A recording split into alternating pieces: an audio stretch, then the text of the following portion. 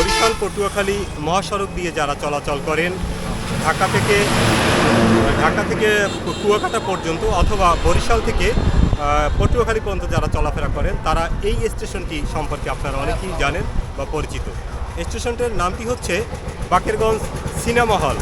এই cinema hall স্টেশনের নামকরণের কারণ হচ্ছে এখানে একটি সিনেমা হল ছিল যার নাম ছিল সঙ্গীতা সিনেমা হল।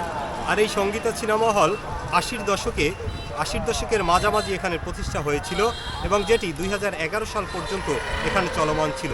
তথ্য প্রযুক্তির কারণে সিনেমা হলটি বন্ধ হয়ে যায়, আর বর্তমানে সেই নামটি কিন্তু এখনও রয়ে গেছে।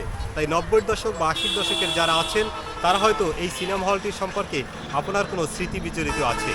এই সিনেমা হলে যারা সিনেমা দেখেছেন বা এই স্টেশনটি যারা চেনেন, তারা অবশ্যই কমেন্টসে জানাবেন আপনার স্মৃতি বিজড়িত এই স্থানটি নিয়ে। এস এম পলাশ, বাকেরগঞ্জ।